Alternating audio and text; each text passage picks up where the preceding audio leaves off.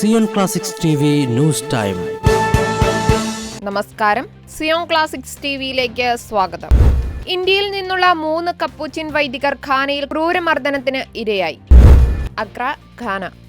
പടിഞ്ഞാറൻ ആഫ്രിക്കൻ രാജ്യമായ ഘാനയിലെ കിഴക്കൻ വോൾട്ട മേഖലയിൽ എൻക്വാൻഡയിൽ 3 ഇന്ത്യൻ കപ്പുച്ചിൻ വൈദികർക്ക് ക്രൂരമർദ്ദനം. ബുൾഡോസർ ഇന്ധനം നിറയ്ക്കുവാൻ പെട്രോൾ പമ്പിൽ എത്തിച്ചപ്പോഴാണ് ഫ്രാൻസിസ്കൻ കപ്പുച്ചിൻ വൈദികരായ father Robinson Melkis, father Frank Henry Jacob, father Martin George എന്നിവരാണ് ഇക്കഴിഞ്ഞ ഡിസംബർ 11 ക്രൂരമർദ്ദനത്തിനിരയായത്. ബുൾഡോസർ മോഷ്ടിച്ചു എന്ന് പറഞ്ഞുകൊണ്ടായിരുന്നു ആക്രമണം. 2005 മുതൽ ഘാനയിൽ മിഷണറി പ്രവർത്തനം നടത്തിവരുന്ന ഈ വൈദികർ ഓട്ടി മേഖലയിലെ എൻകോണ്ട നോർത്ത് ജില്ലയിലെ ക്ലാപ്സായിലാണ് താമസിക്കുന്നത്. എൻകോണ്ട സൗത്ത് ഇടവകയിലെ ചൈസോയിൽ ഫോർമേഷൻ ഭവനം പണിയുന്നതിനായിരുന്നു ബുൾഡോസർ വാടകയ്ക്കെടുത്തത്. ബുൾഡോസറിന് വാടകയായി പറഞ്ഞിരിക്കുന്ന 9,700 ഘാന സെഡി നൽകിയ ശേഷം എൻകോണ്ട സൗത്ത് മുനിസിപ്പാലിറ്റിയിലെ 2 ഉദ്യോഗസ്ഥർക്കൊപ്പം ചൈസോയിലെ പെട്രോൾ സ്റ്റേഷനിൽ ഇന്ധനം നിറയ്ക്കുവാൻ എത്തിച്ചപ്പോഴായിരുന്നു ആക്രമണം.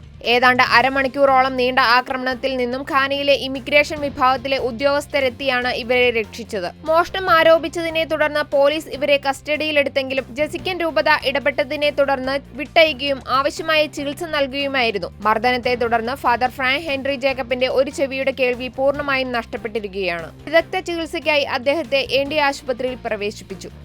ഇവർക്കൊപ്പമുണ്ടായിരുന്ന മുനിസിപ്പൽ ഉദ്യോഗസ്ഥർക്കും മർദ്ദനമേറ്റിട്ടുണ്ട്. സംഭവത്തെ തുടർന്ന് സുന്യാസി മെത്രാനും ഘാന മെത്രാൻ സമിതിയുടെ പ്രസിഡന്റുമായ ബിഷപ്പ് മാത്യു ക്വാസി ഗ്വാംഫിയുമായി ഘാന പോലീസ് മേധാവിയെ ബന്ധപ്പെട്ടു.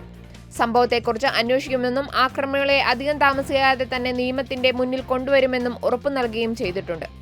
ഇതിനിടെ എൻകൗണ്ടർ സൗത്ത് മണ്ഡലത്തിലെ നാഷണൽ ഡെമോക്രാറ്റിക് കോൺഗ്രസ് ബ്രാഞ്ച് നേതൃത്വം മർദ്ദനത്തിനിരയായ വൈദികരോടും രൂപതയോടും ക്ഷമാപണം നടത്തിയിട്ടുണ്ട്. ഘാനയുടെ സമഗ്ര വികസനത്തിൽ കത്തോലിക്ക സഭയ്ക്കും വൈദികർക്കും നിർണായകമായ പങ്കാണുള്ളത്. കൂടുതൽ ക്രിസ്തീയ വാർത്തകൾക്കായി ഈ ചാനൽ മറക്കാതെ സബ്സ്ക്രൈബ് ചെയ്യുക.